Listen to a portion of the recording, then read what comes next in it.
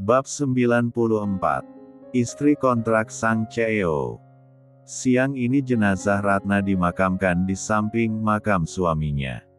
Sepanjang proses pemakaman, Vina tak henti-hentinya menangisi kepergian mamanya. Sekarang dia telah menjadi anak yatim piatu dan hidup sebatang kara.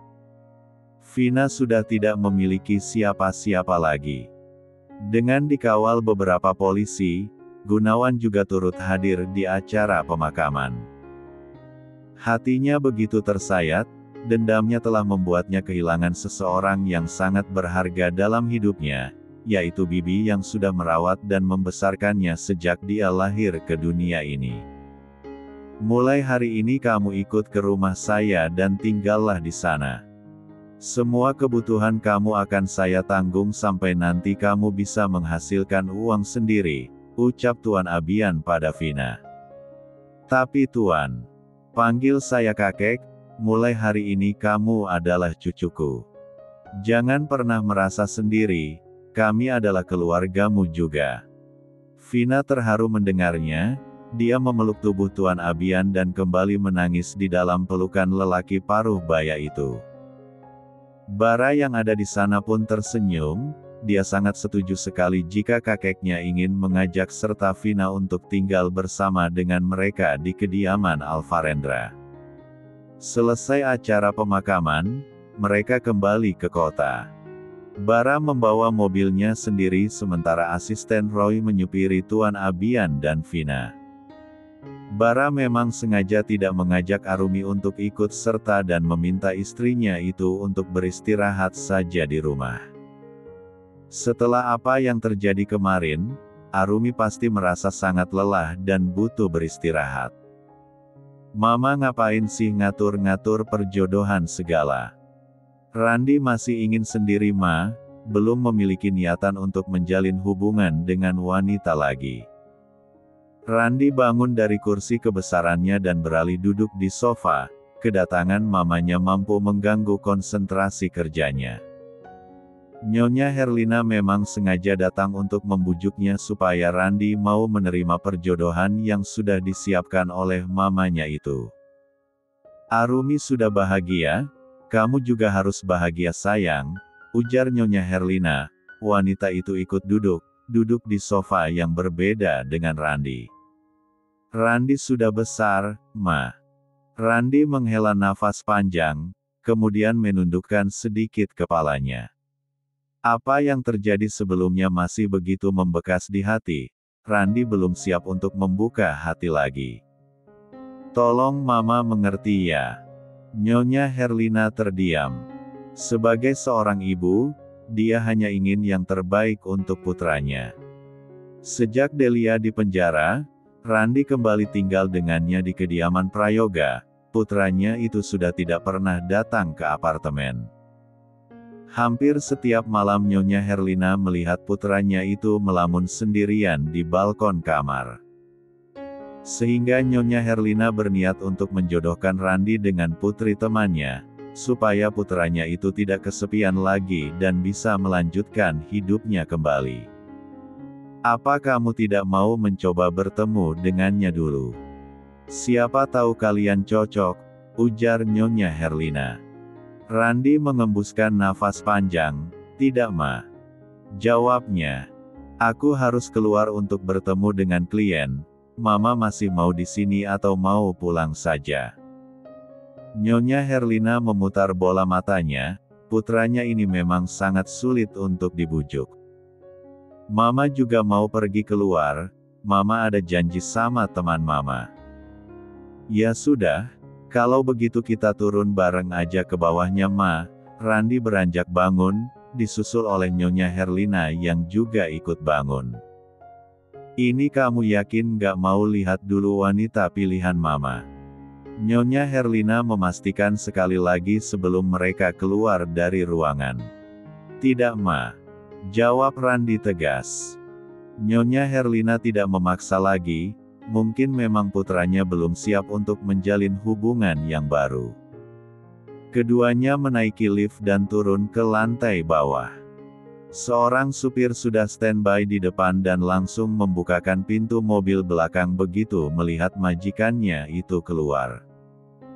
"Ya sudah mama duluan ya," Nyonya Herlina memeluk Randi sebentar dan mencium kedua pipinya. "Mama hati-hati ya di jalan," ucap Randi yang dijawab anggukan oleh mamanya. "Bawa mobilnya jangan ngebut-ngebut ya Pak." "Siap Tuan Muda," jawab lelaki berusia 45 tahunan itu seraya menganggukkan kepalanya. Setelah memastikan mobil mamanya pergi, Randi masuk ke dalam mobilnya yang sudah terparkir di sana dan melajukannya menuju ke sebuah restoran. Siang ini dia memang ada pertemuan dengan klien untuk membahas kerjasama sekaligus untuk makan siang. Dengan terburu-buru Randi melangkahkan kakinya masuk ke dalam restoran karena kedatangannya memang sudah ditunggu. Tak sengaja dia menabrak seorang wanita yang baru saja keluar dari dalam restoran hingga membuat ponsel yang dipegang wanita itu jatuh ke lantai.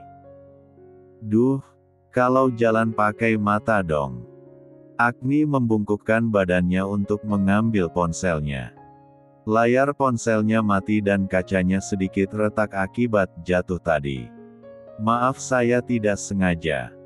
Saya akan mengganti rugi kerusakan handphone kamu." Agni kembali berdiri dengan tegak, tanpa mengalihkan pandangannya dari layar ponselnya yang retak itu. Agni kembali mengomel menggantung kalimatnya, saat melihat siapa yang sedang berdiri di hadapannya sekarang. "Kamu," ucap mereka bersamaan. "Kamu suka banget yang rusakin barang-barang aku." Agni menghela nafas panjang, "Mentang-mentang banyak duit, makanya kamu bisa seenaknya, gitu." "Aku memang tidak sengaja. Katakan berapa harga yang harus aku bayar untuk mengganti ponselmu yang rusak itu." Randi hendak mengeluarkan dompetnya dari saku celananya, namun tertahan oleh suara keras Agni. "Tidak perlu diganti," seru Agni. Wanita itu mendekatkan wajahnya ke arah Randi dan menyungging senyum, "Gantinya pakai yang lain aja." Randi merasa sangat gugup saat melihat wajah Agni sedekat ini, namun dia berusaha untuk tetap bersikap tenang. "Apa?" tanyanya. Tanpa menghilangkan senyum di wajahnya, Agni menjauhkan wajahnya dari Randi. Matanya menelusuri setiap jengkal wajah Randi, kemudian menatap pria itu dari ujung rambut sampai ujung sepatunya. Sebuah ide gila muncul di benak Agni. "Pura-pura jadi pacarku, gimana?" Bab 95. Dasar wanita gila, aku tidak mau. Randi menolak mentah-mentah permintaan Agni. Tangan Agni langsung menahan lengan Randi saat lelaki itu hendak melangkahkan kakinya masuk ke dalam restoran. "Mantanku gangguin aku terus, aku ingin lepas darinya. Tolong bantu aku sekali ini saja, please." Agni memasang wajah memelas, berharap Randi akan luluh dan mau untuk membantunya. Randi menghela nafas panjang, lalu melepaskan tangan Agni dari lengannya. "Akan aku pikirkan. Sekarang aku masih ada urusan, aku harus pergi." "Tidak bisa. Mantanku ada di dalam, kalau kamu membantuku, aku anggap kita impas." "Tapi aku sudah sangat terlambat, aku sedang ditunggu sekarang. Tolong jangan menghalangi pekerjaanku." Agni seolah tidak mau tahu dengan pekerjaan Randi, dia menggenggam tangan Randi dan membawanya masuk ke dalam restoran.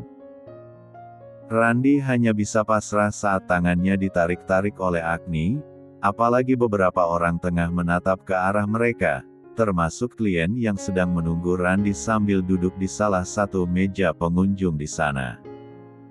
Agni menghampiri meja di mana ada 2 orang wanita dan 2 orang pria yang sedang duduk di sana. Keempat orang itu langsung menoleh ke arah mereka berdua. "Boy, kenalin. Sekarang dia adalah pacarku, jadi kamu jangan ganggu-ganggu aku lagi, paham? Ucap Agni dengan senyum terpaksanya. Lelaki bernama Boy itu tersenyum tipis. Tapi aku tidak percaya, nih. Paling kamu nyuruh dia buat pura-pura jadi pacar kamu doangkan. Agni memutar bola matanya malas. Cukup ya, Boy. Mending kamu move on aja dari aku, hati aku sudah ada dia, ucap Agni sambil melirik ke arah Randi. Boy malah merasa tertantang. Oh ya. Coba buktikan kalau kalian memang pacaran. Kalau kalian tidak bisa membuktikannya, kamu harus kembali padaku, nih. Agni berdecak kesal, apalagi saat melihat Randi yang hanya diam seperti patung hidup dengan wajah tanpa ekspresi. Kami memang pacaran, ucap Randi akhirnya. Agni menoleh dan menatapnya dengan mata berbinar. Bukan cuma itu, kami bahkan sudah bertunangan dan akan segera menikah. Kedua mata Agni membulat sempurna, bisa-bisanya Randi langsung mengakuinya sebagai tunangan. Rupanya pria di sampingnya ini sangat berbakat menjadi seorang aktor, tutur kata dan ekspresinya bahkan sangat meyakinkan saat dia mengatakannya tadi. Buktinya Boy langsung terdiam, wajah mantan kekasihnya itu juga terlihat sangat kesal. Tolong jangan ganggu Agni lagi, karena sekarang dia adalah milikku. Calon istriku. Lagi-lagi Agni dan teman-temannya dibuat terkejut dengan pengakuan Randi. Jantung Agni bahkan berdetak lebih kencang dari sebelumnya, rasanya dia seperti mau pingsan di tempat. Boy memukulkan tangannya ke meja dengan keras, dia merasa sangat kesal sekali. Tanpa mengatakan sepatah kata pun lagi, Boy menarik kursinya mundur dan berjalan pergi meninggalkan mejanya. Ketiga teman Agni yang lain ikut bangun dan menyusul Boy keluar dari restoran. Randi menghela nafas panjang, sudah impaskan. Sekarang kita sudah tidak ada urusan lagi. Randi melepaskan genggaman tangan Agni dari tangannya, kemudian dia berjalan ke arah meja kliennya yang sudah menunggunya sejak tadi. Randi menjabat tangan pria itu dan bergabung duduk di sana.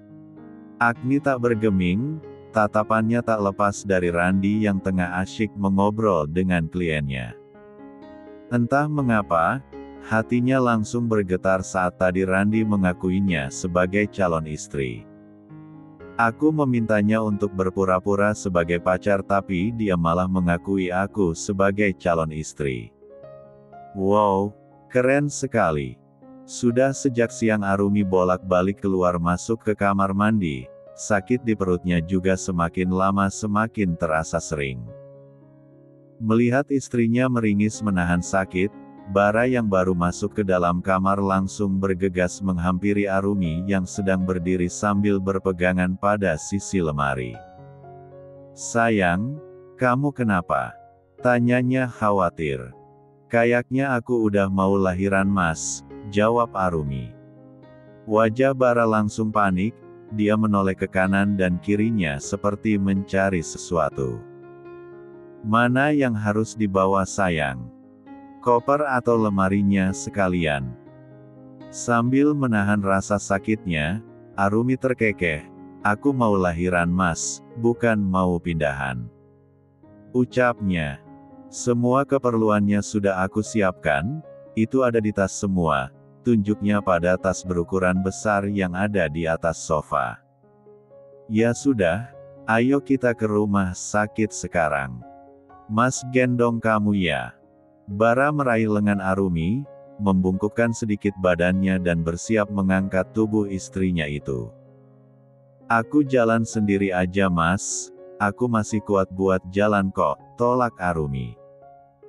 Namun Bara tidak mau menerima penolakan istrinya itu, dia tetap mengendong tubuh Arumi dan membawanya keluar kamar. Shirley dan Tuan Abian yang sedang duduk-duduk santai di ruang tengah pun segera bangun dan mengikuti mereka keluar. Siapkan mobil sekarang. seru Bara. Pak Didi segera mengambil kunci mobil dan membantu membukakan pintu mobil belakangan.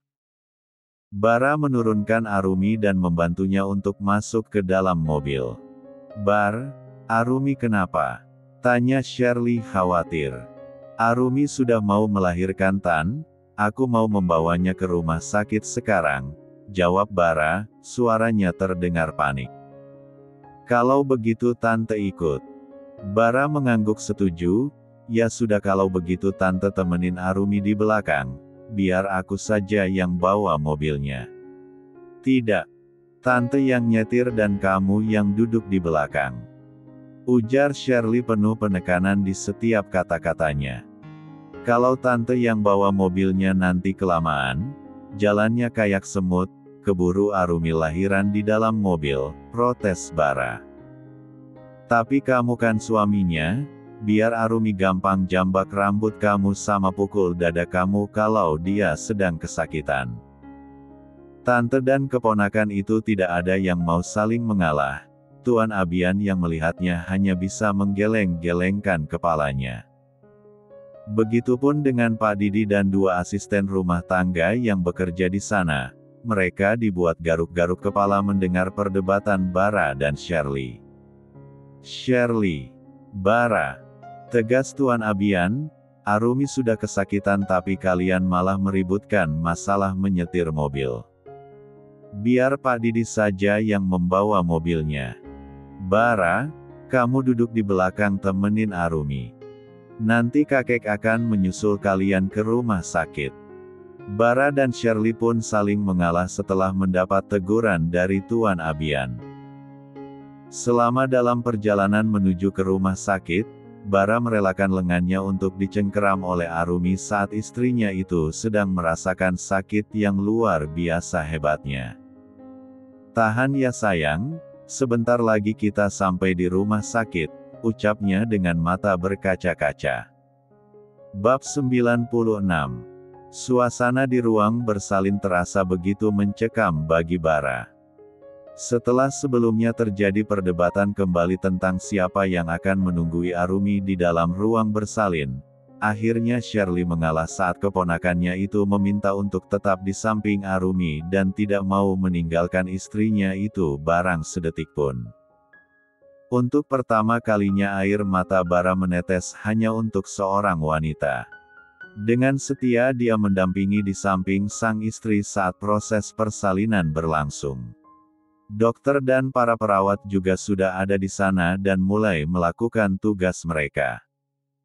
Ketika kontraksi semakin kuat, genggaman tangan Arumi semakin kuat di tangan Bara. Beberapa kali Bara mengelap keringat yang bermunculan di kening sang istri dan tak bosan-bosannya dia melafalkan doa-doa di dalam hatinya supaya istrinya diberi kekuatan untuk melahirkan anak mereka ke dunia. Mas, kamu nangis. Di tengah-tengah rasa sakitnya, Arumi bertanya. Melihat wajah suaminya penuh dengan air mata, hati Arumi menghangat. Sambil menahan rasa sakit, dia mengukir senyum tipis di wajahnya. Mas nggak nangis sayang, ini cuma kelilipan. Meskipun sudah terciduk, Bara masih saja mengelak. Dia tidak ingin Arumi memikirkan hal lain dalam kondisi seperti ini. Bara menyeka air matanya, kemudian dia mencium punggung tangan Arumi. Mas ada di sini, Mas akan selalu jagain kamu dan gak akan biarin kamu sendirian, Rum. Obrolan mereka terhenti kala rasa sakit kembali datang. Dokter mulai memberi arahan pada Arumi untuk mengejan. Meskipun berusaha untuk bersikap tenang, Bara tidak bisa menyembunyikan kepanikannya setiap kali mendengar rintihan istrinya itu.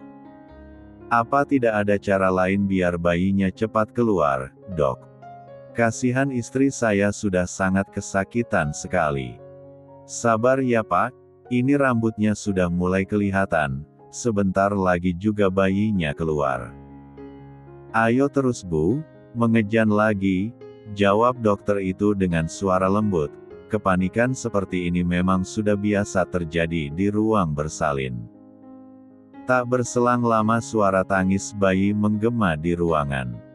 Bara memejamkan kedua matanya dan menjatuhkan wajahnya di leher sang istri. Setelah perjuangan panjang, akhirnya Arumi bisa melahirkan secara normal dan selamat. Makasih ya sayang. Makasih sudah kuat dan bertahan buat Mas dan anak kita. Isak Bara masih dengan wajah terbenam di ceruk leher Arumi. Arumi tersenyum hangat, mengusap lembut bahu suaminya yang bergetar. Tadi katanya nggak nangis Mas, kok sekarang cengeng sih? Bara kembali mengangkat wajahnya, segera dia menyeka air matanya dengan jari-jari tangannya. Beda Rum, ini namanya air mata kebahagiaan. Sama aja Mas, namanya tetap nangis kan? Selesai dibersihkan dan dibalut dengan kain, seorang perawat membawa bayi mungil itu dan menaruhnya dalam dekapan Arumi. Jenis kelaminnya laki-laki, panjangnya 51 cm dan beratnya 3 kg ya Bu, ucap perawat tersebut. Bara menatap wajah mungil itu dengan perasaan takjub, dia segera membalikkan tubuhnya saat air matanya kembali menetes.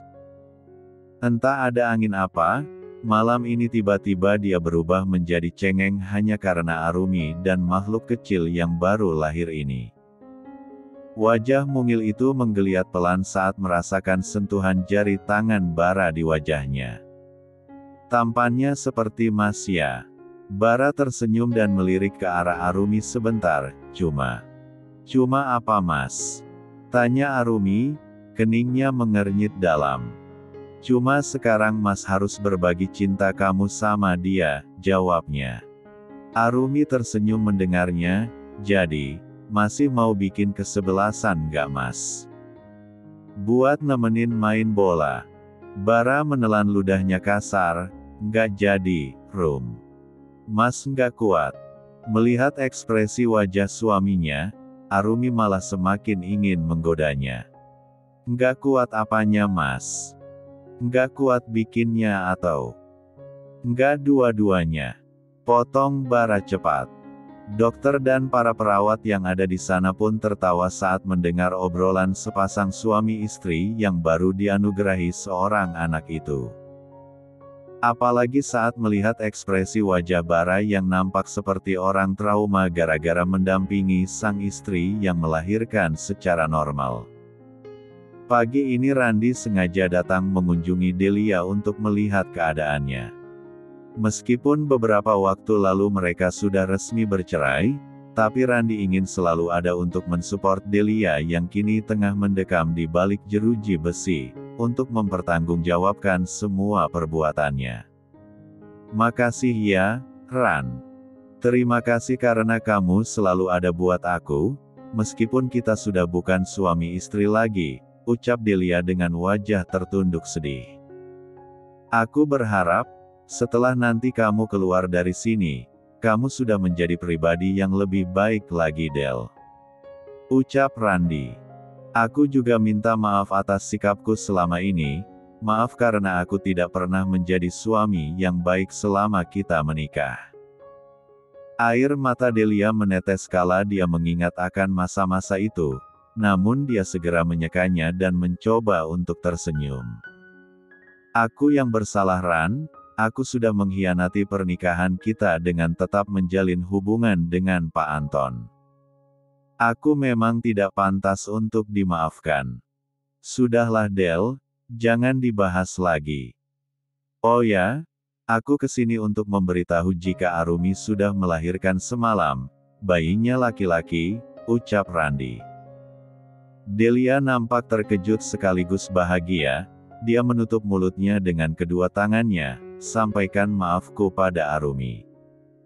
Aku sudah melakukan banyak kesalahan padanya, sudah merebut kamu darinya. Nanti pasti aku sampaikan. Ya sudah, kalau begitu aku pamit dulu. Jaga dirimu baik-baik dan jaga kesehatan kamu, Del. Delia menganggukkan kepalanya. Randi segera bangun dari duduknya. Dia menatap Delia sebentar sebelum membalikkan tubuhnya dan melangkah kakinya untuk keluar. Ran, panggil Delia, Seketika itu langkah kaki Randi terhenti. Delia bangun dan menatap Randi yang berdiri memunggunginya. "Jika aku bisa berubah, apakah akan ada kesempatan lagi untukku untuk berada di sisi kamu?"